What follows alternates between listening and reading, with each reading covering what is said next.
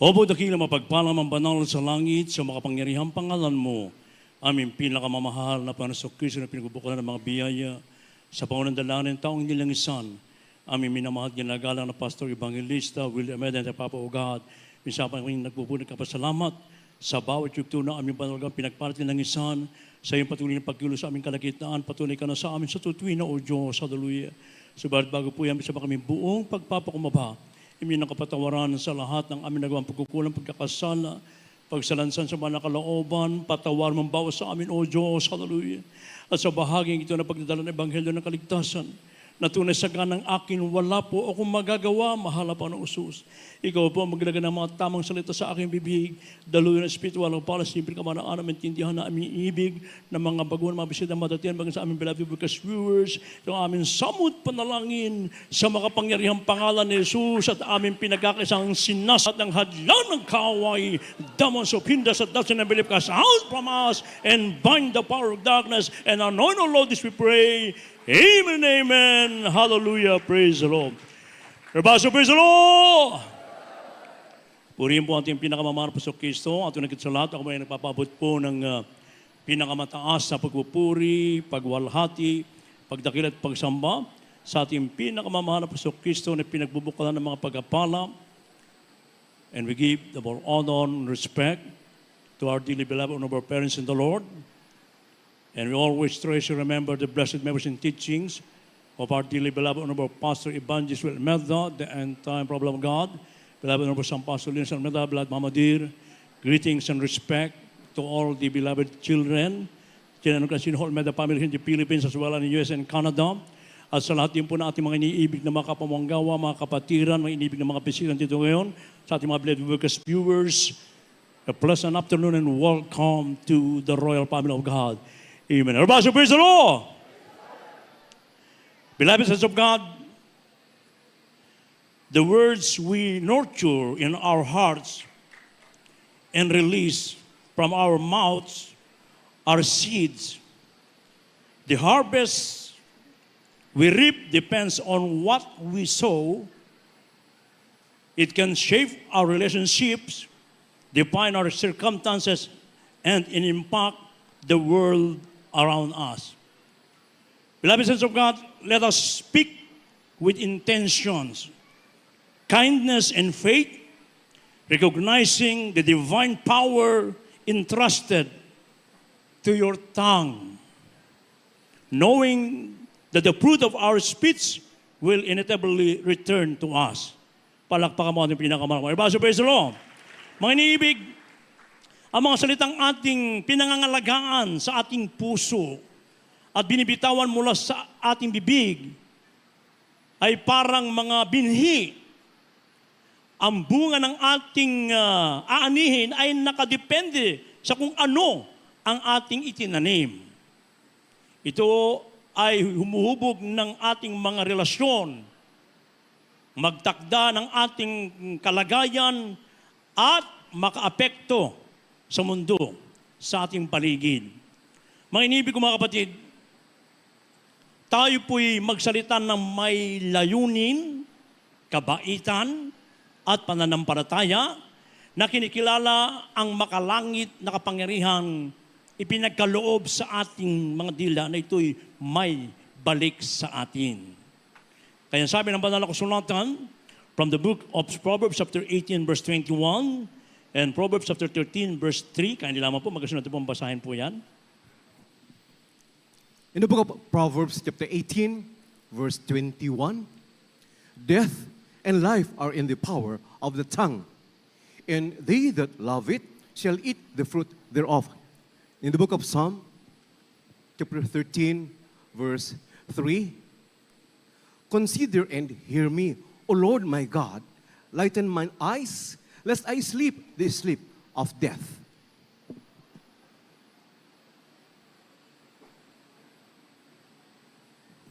Kawikaan Kapitulo 18, versikulo 21. Kamatayan at buhay ay nasa kapangyarihan dila, at ang nagsisiibig sa Kanya ay magsisikain ng Kanyang bunga. Dito po sa awit 13, versikulo 3. Inyong bulayin at sagutin mo ako, O Panginoon kong Diyos. Liwanagan mo ang aking mga mata, baka ako'y matulog ng tulog ng kamatayan. Excuse me. Beloved Kuya Doc, pakibasa lang po yung Proverbs chapter 13, verse 3. Kawikaan 13:3.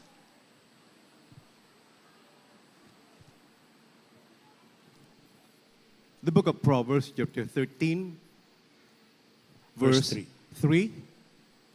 He that keepeth his mouth keepeth his life, but he that openeth wide his lips shall have destruction. God bless you po.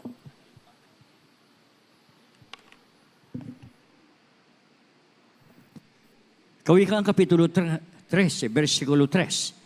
Siya'y nag-iingat ng kanyang bibig, nag-iingat ng kanyang buhay, ngunit siya nagbubukang maluwag ng kanyang mga labi, ay magkakaroon ng kapahamakan. Purihin po ang ating pinakamamahal na Panginoon, and God bless His Word. Mga iniibig ko, napakaliwanag ng ating mga napakinggan ng mga talata. Death and life are in the power of the tongue. Ang kapangyarihan ng dila, mga inibig ko, sa mga tao na dito matalima sa utos ng Diyos. Bagkus kanilang pong ginagamit ang kanilang mga dila sa mga salitang mahalay na ito po'y magbubunsod sa kanila sa kapahamakan, minsan maging sa kamatayan. Kaya nga tayo pinagpala sa lahat ng pinagpala, sapagkat dito sa gawang ito ng ating pinakamamahal na Panginoon, pinagkaluban tayo ng totoong pastor na mula sa puso na ating dakilan sa buhay, totoong propeta na nagmula sa ating pinakamamahal na Panginoon, preaching the Word of God with power and anointing, simula ng ating makipakinggan sa bibig mismo ng propeta ng Diyos, ang pangangaral na may kapangyarihan na lumalakip, mga inibig ko, lahat tayo, mga inibig ko, ay pinagpaan ng lubos ng ating pinakamamahal na Panginoon, sapagkat aminin man ng dati sa ating hindi, mga inibig ko, ang ating mga bibig na ito ay nagagamit natin sa mga bagay, mga salitang mahahalay, mga bagay na kung saan ay hindi nalulugod ang ating pinakamamahal na Panginoon. Kaya't kung nais po nating makamtan ang magandang buhay, mga inibig ko, yung kagalakan, kapayapaan at buhay na walang hanggang, tayo po'y lumakad ng ayon sa banal na kalooban ng ating pinakamamahalapan. Gamitin po natin ang ating mga dilang ito sa pagpapahayag ng mabubuting bagay na ginawa sa atin ng ating dakilang Diyos na buhay. Ipatutuo po natin. Yung bibig natin ito, gamitin natin para ipahayag, maging saksi tayo, mga inibig ko, ating ipatutuo yung mga dakilang himala na ginawa ng Diyos sa atin na tayo mula sa lusak ng kasalanan, binago natin pinakamamahal na panahon, walang kapayapaan sa puso't isipan, ang iba'y magpapatiwakal na, subalit na mapakinggan natin sa bibig ng propeta ng Diyos. Ating minamahal ginagana pastor, ang mga Bible study, ating beloved Honorable San Pastor Lisa Almeida, the beloved children of Almeida family, lahat tayo ngayon nagtatamasa ng mga pagpapala. Everybody, praise the Lord! O, sa mga napakinggan natin patuto kanina, talaga naman pong nung sila'y maglingkod ng buong katapatan at yung kanilang mga bibig ay dilay ginamit sa paghayo, sa paglalaganap ng Ebanghelyo ng Kaligtasan. O ngayon, mga dating walang bahay, ngayon meron ng townhouse. O, ilang townhouse, ilang story yun. Meron nga, meron pa nga hanggang 5, mga inibig ko. So ganyan, magpalang ating dakilan sa buhay. Kaya nga may inibig ko, sabi pa ng palang kasunatan, siyang nag-iingat ng kanyang bibig, nag-iingat ng kanyang buhay, ngunit siyang nagbubukang maliwag ng kanyang labi ay nagkakaroon ng kapahamakan. Oh? Napakaliwanag, mga inibig ko, na kung bubuksan natin ang ating mga bibig, ating mga dilang ito, mga labing ito, mga inibig ko, tiyakin natin na mapapaluguran natin ang ating pinakamamahal na Panginoon. Ano at magsabing, praise the Lord. Avoid gossiping, yung mga tismisan. We should not talk the life of other people. Mga inibig ko, ang pag-usapan po natin lagi ay yung dakilang kabutihan ng ating pinakamamahal na Panginoon. Maliwanag po ng ating ingatan lagi ang ating mga dila. Kung maaari, iwasan po yung pag-istoryahan, pagtismisan, lalo na sa gawain ng ating pinakamamahal na Panginoon. Kaya kung minsan mayroong bubulong-bulong sa atin, kung nagkukonsultate mga kapatiran natin, huwag po na sanang i-disturbo mga inibig ko sapagkat nakapokus sila sa banal na gawain ng ating dakilang Diyos sa buhay. Dahil sa mga dilang di iniingatan, mga inibig ko, mga tao po ay mga taong hindi nag-iingat sa mga dila, mga kanilang bibig. Mayaman man, mahirap man, may pinag-aralan man, wala man pinag-aralan, sikat man sa lipunan, ito mga inibig ko, pang hindi nila iningatan ang kanilang mga dila, mga inibig ko. Nagkakaroon sila ng baritaktakan, world war, mga inibig ko. Oh? Yan ang nangyayari, lalo na sa ating panahon ngayon, na nalalapit na naman eleksyon. Mga dating magkakampi, magkakapatid, magkakaibigan, ngayon nag-away-away na sila dahil sa lumalabas sa kanilang mga bibig, mga inibig ko. Kaya nga mga inibig ko, may warning ang ating dakilang Diyos sa buhay. Tongue is a small thing but can destroy by thing. Ang dila po isang maliit na bagay pero nakakasira ng bagay. Ano po dito? Basahin lang po sa English lang po ito. Medyo mahaba po ito. Sa James chapter 3, verses 5 up to 10. Kaya lamang po. In the book of James, chapter 3, from verse 5 up to verse 10. Even so, the tongue is a little member, and boasteth great things. Behold, how great a matter a little fire kindleth. And the tongue is a fire, a word of iniquity. So is the tongue among our members, that it defileth the whole body, and setteth on fire the course of nature, and it is set on fire of hell. For every kind of beasts, and of birds, and of serpents, and of things in the sea, is tamed and hath been tamed of mankind. But the tongue can no man tame. It is an unruly evil, full of deadly poison. Therewith blessed be God, even the Father, and therewith cursed be men, which are made after the similitude of God. Out of the same mouth proceedeth blessing and cursing. My brethren, these things ought not so to be. Purihin po ang ating pinakamalaw. Palakpakan mo natin dakilang Diyos sa buhay. Rebaso Praise the Lord! Yung buhay na palakpak para sa ating pinakamalaw Panginoon. Amen, praise God. So ngayon, napakinggan po natin kung gaano makapangyarihan ang ating mga dila ay isang bagay na nagpapalalo ng malaking bagay. At ang dila ay isang apoy, ang sanlibutan ng kasamaan. No?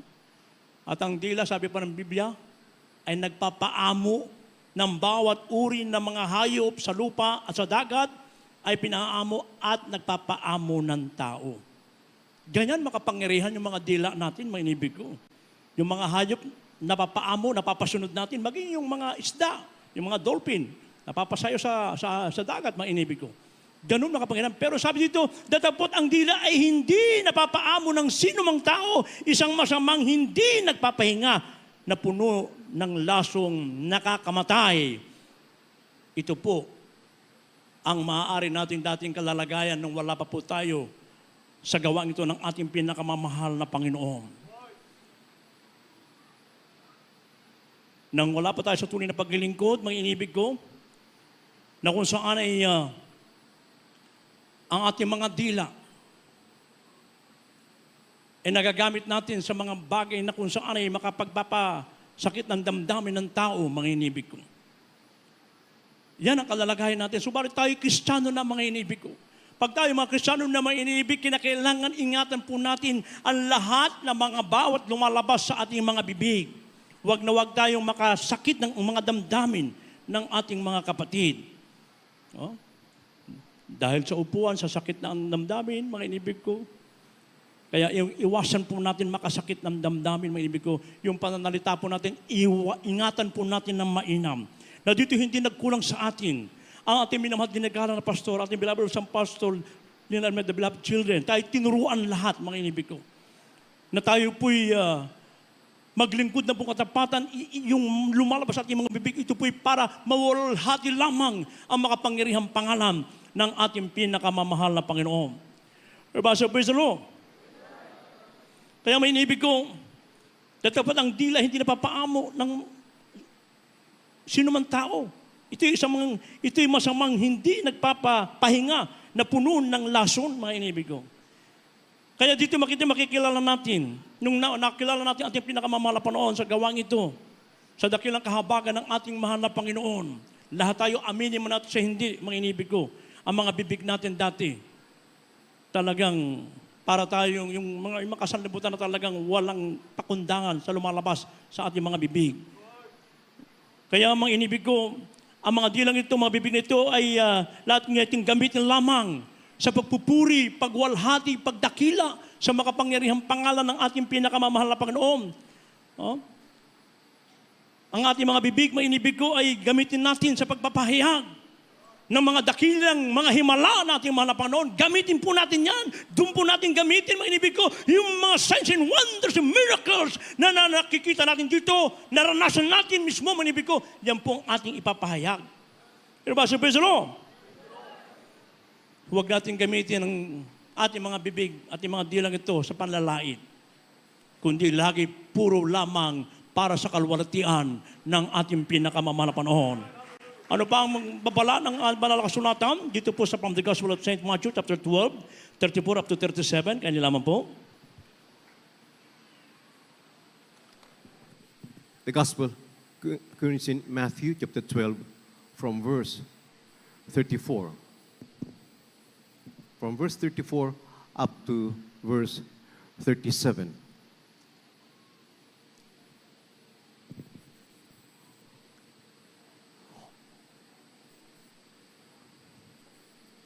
O generation of vipers, how can ye, being evil, speak good things? For out of the abundance of the heart, the mouth speaketh. A good man out of the good treasure of the heart bringeth forth good tidings, good things, and an evil man out of the evil treasure bringeth forth evil things. But I say unto you that every idle word that men shall speak, they shall give account thereof in the day of judgment. For by thy words thou shalt be justified, and by thy words thou shalt be condemned. Give us a book.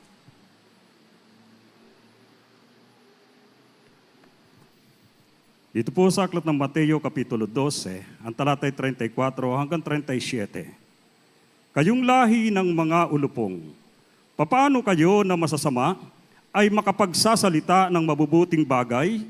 Sapagkat sa kasaganaan ng puso ay nagsasalita ang bibig. Ang mabuting tao sa kanyang mabuting kayamanan ay kumukuha ng mabubuting bagay. At ang masamang tao sa kanyang masamang kayamanan ay kumukuha ng masasamang bagay. At sinasabi ko sa inyo na ang bawat salitang walang kabuluhang sasabihin ng mga tao ay pagsusulit nila sa araw ng paghuhukom. Sapagkat sa iyong mga salita ay magiging banal at sa iyong mga salita ay hahatulan ka. Amen. Praise the Lord. Purihin natin ang Diyos sa buhay. A good person is speak good things. Out of the heart lies wickedness. Once you uttered a word, it reveals what is in your heart. Ang mabuting tao ay nagsasalita ng mabuting bagay mula sa kanyang puso. Yung kasinungalingan at kasamaan, kung ito'y sinasambit, ito po'y ipinakikita kung ano ang laman ng iyong puso. Kaya ingatan po natin yung lahat na lumalabas sa ating bibig. Sapagkat kung ano yung lumalabas sa bibig mo, yan ay nagmumula sa iyong puso. For the words thou shall be justified, and by the words thou shall be condemned. Sapagkat sa iyong mga salita, ikaw ay magiging banal at sa iyong salita ay hahatulang ka.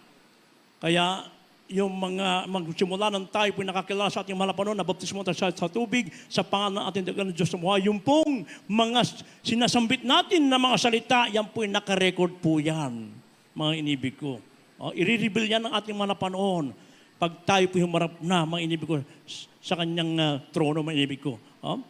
Kaya, so whatever comes from your mouth, it reveals what is in your heart. Kung ano daw po ang lumalabas sa ating mga bibig, yan po ay nagmumula sa ating mga puso. Lahat ng mabubuting tao sa kanyang mabubuting gawa ay pinagpala. Ano yung mabubuting gawa na tayo pinagpala? Sumusunod tayo sa kabanalan, sa pagdalo, sa paghayo, may inibig ko, sa pagpupuri, sa pag-aayuno, panalangin, lagi may inibig ko. Kaya tayo pinagpapala sapagkat sinunod natin ang turot aral ng ating minamahal ginagalang na pastor, ang mga Bible study at beloved of San Pastor Linas Almeda, the beloved children of Almeda family, kaya tayo pinagpala. Subalit, doon sa mga tao, sa masamang gawa, ang kapahamakan naman po nag-iantay. Kaya wag na po natin balikan yung dati nating gawi. Sapagkat tayo po'y binago na ng ating pinakamamahal na panahon. Therefore, if any man be in Christ, he is a new creature, all things have passed away. Behold, all things have become new. Lahat ng lumang bagay na silipas kay bago na sa harapan. Lahat ng ating pinakamamahal na panahon. So lahat po ng mga salitang sasambitin ng mga tao na walang kabuluhan, ito po ay ipagsusulit sa araw ng paghukom. Kaya't ang lalabas na lamang po sa ating mga dila, sa ating mga bibig, ay lagi lamang pong pagpupuri, pagwalhati sa makapangyarihang pangalan ni Jesus. Yung kanyang kamanghamang gawa, ang lagi natin sasambitlain, mga inibig ko. Everybody, so praise the Lord. Kaya nga may inibig ko, only God is omniscient, all-knowing God. The devil is not. And doesn't know what is in your heart. Oh? He wants to destroy us. Oh? But he doesn't know what to do. Hindi niya alam kanyang gagawin, may inibig ko. Kaya when you uttered a word of negative thinking, you are exposing yourself to the onslaught of Satan. So don't allow the devil to know what is in your heart. Praise the Lord. Ang Diyos lamang po ang nakakaalam ng lahat ng bagay. Ang diablo hindi. At hindi niya alam ang nasa puso't isipan natin. Ang gusto ng diablo, manibig ko, na tayo po ay, mga inibig, tayo po ay wasakin, puksain. Pero hindi niya alam ang kanyang gagawin. Pero kung tayo po, mga inibig ko, ay magsasalita ng mga negatibong bagay na hindi natin nilalagyan ng salitang loobin ng ating dagalan sa buhay, God willing. Mga inibig ko, doon ang diablo ay hahadlangan niya yung gagawin mo, mga inibig ko. Kaya binabantayan ng diablo ang mga lumalabas sa ating mga bibig at doon siya papasok. Kaya kailangan lahat ng ating sabihin, loobin po naman na panahon, God willing po. A typical example, magpapasting ako bukas kasi meron kaming anniversary. Hindi mo nilagyan ng God willing, loobin naman ang Panginoon bukas. Ngayon, nung paalis ka na, biglang dumating yung best friend mo, galing sa ibang bansa. 15 years kayo hindi nagkita. Hindi ka na makaalis ngayon. Nahadlangan ka na. Kaya sa tuwing tayo magsasalita, may inibig ko, lagyan natin lagi ng God willing. Loobin po ng ating pinakamamahal na panahon na kami makapunta roon. Pero ba, so praise the Lord. Kaya nga may inibig ko, don't allow the devil to know what is in your heart. Ngayon, ano pinagagawa ng ating mahal na dapat natin gawin? Upang yung ating mga bibig na ito ay mabantayan natin at makamtan natin ng buhay, yung kaligtasan na pangako ng ating mahal na Panginoon. Ano po ang sabi dito? Magkasunod na pong basahin. From the book of Psalms, chapter 34, verse 13, and Proverbs 21, verse 23. In the book of Psalm, chapter 34, verse 13, keep thy tongue from evil and thy lips from speaking guile. The book of Proverbs, chapter 21, verse 23. Whoso keepeth his mouth and his tongue keepeth his soul from troubles.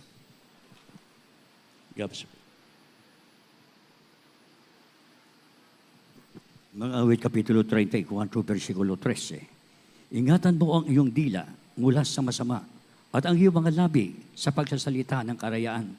Dito po sa Kawikaan, kapitulo 21, ang talatay 23. Sino man nag-iingat ng kanyang bibig at ang kanyang dila ay nag-iingat ng kanyang kaluluwa mula sa mga kabagabagan. Purihin po ang ating pinakamamahal po. Ito po ay pinagagawa ng Diyos sa dapat natin gawin. Ibig sabihin, tayo po ay lumayo sa paggawa po ng kasamaan. Gumawa po tayo bagkus ng mabuti sa harapan ng Diyos. At ang ating po mga dila, ating mga bibig na ito, mga iniibig, na sabi ng banal na kasulatan, anumang salitang mahalay ay huwag lumabas sa inyong bibig, kundi ang mabuting ikatitibay ayon sa pangangailangan upang makinabang ng biyaya ang mga nasisipakinig. Yan po sa Efeso 4:29. No?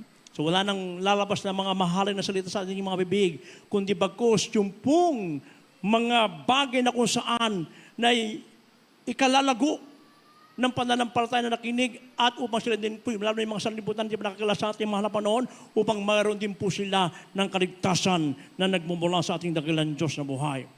Kaya sabi pa ng banal na kasulatan, may inibig ko, whoso keepeth his mouth and his tongue keepeth his souls in trouble. No? Kaya yan po mga inibig ko, ating pong laging ingatan ang ating mga bibig na ito. May inibig ko, sino mang nag-iingat ang kanyang bibig, ang kanyang dili nag-iingat ng kanyang kaluluwa mula sa kabagabagan. Ibig sabihin, kailangan po nating itama yung ating mga dila, ating mga bibig. Huwag nating gamitin ito sa paggawa ng mga bad report sa isang tao para umangat ka lamang. Iwasan na po natin yung mga salitang na makakasira sa ating kapwa. Gamitin natin ang mga bibig na ito na mawalhati lagi ang kalooban ng ating malapanon. Iwasan na po yung nag-uumpukan, nag-istoryahan, makapasok po dyan ang kaaway ng Diyos.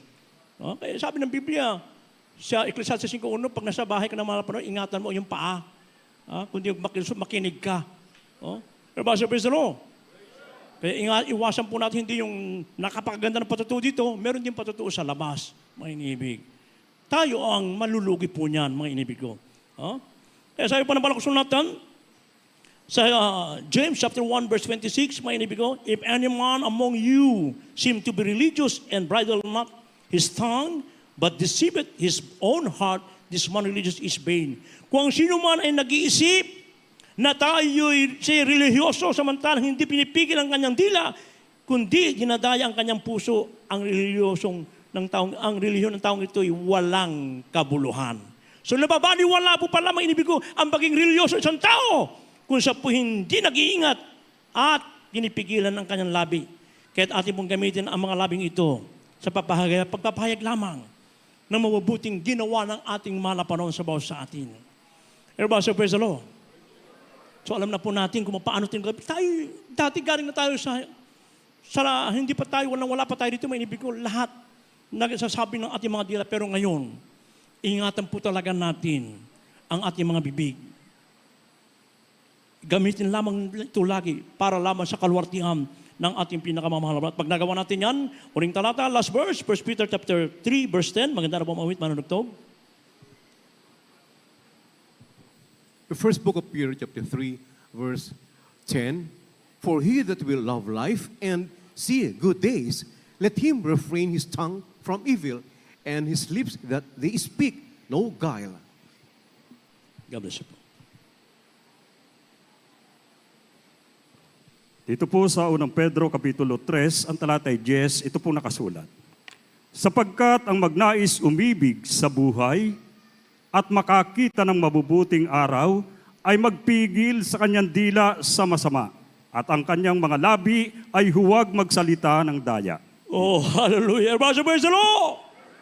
Kung nais natin makanta ng pangako ng ating Diyos sa buhay, yung mahabang buhay, magandang buhay, mga inibig ko, ingatan natin, pigilan po natin ang ating mga bibig nito, mga dilang ito, mga inibig ko. Ito'y gagamitin lagi lamang natin. And modesty aside, nakita natin sa ating beloved Norbert, President of the whole Almeida family, ang mga bibig ay ginagamit lagi lamang para mawalhati ang ating pinakamamalapanon. Yun po ang dapat ating tularan, mga inibig ko. Alam, magsabing praise the Lord. Kaya hindi pa huli ang lahat. Sapagkat anytime rapture will take place any moment, mga inibig ko. Sapagkat kung tayo datnan ng mga Panginoon, na wala tayong busilak na puso, mga inibig ko, at ang bibig natin nagagamit sa mga bagay, hindi ko nulugtan ng mahal na panahon, may iwan po tayo. And it is a fearful thing to fall in the hands of the living God. Kaya sabi ng banal na kasulatan, death and life are the power in the tongue. Na ang mga kamangdila, may ibig ko, ay sabi ng banal na kasulatan, na dito po ay kinakailangan na tayo po ay kamatayan at buhay ay nasa kapangyarihan ng dila at ang nagsisiibig sa Kanya ay kain ng bunga nito. Kaya kung nais natin makamtan ng bunga na nagmula sa ating mga napanoon, at yan po yung buhay na walang ganap, pinangako niya sa atin, ingatan po natin mainam. Itama po natin ang ating mga bibig. Sa tuwing tayo magsasalita, mga inibigo, kinakailangan kakitaan tayo ng kalwatian ng ating mga napanoon sa ating makikita, mga inibigo. Everybody, praise the Lord. Tayo po na tayo tumayo, mga inibigo. Awitin po natin ang Start Again. At habang ating inimbitahan natin mga baguhan, ngayon po ang araw ng kaligtasan, ngayon po ang araw ng pagtanggap. Maging sa ating mga beloved Witness viewers, ngayon po ng formal natin pinakamala panoon. Gawin natin panalangin ng awiting ito. Maaari minsan during our unguarded moment, hindi natin nababantayan ang ating mga bibig, ang ating mga sarili, mga inibigo. Na pagbibigyan natin ng kaaway ng Diyos, mga inibigo. Kaya itong tamang panahon upang tayo magsilamulang muli, bagong pag-asa, mga inibigo. Na kung saan ang Diyos ay nag-antay lamang sa atin, na tayo magpakumaba, aminin tayo nagkasala, nagkamali. Kung tayo nagkamali, mga inibigo. Kaya tayo po'y magpakumaba sa harapan ng mahal panoon. Habang tayo po'y umaawit, mga inibigo, habang binibigay mo ko taon sa beloved ko preacher, beloved Brother Joey Mancera. Sometimes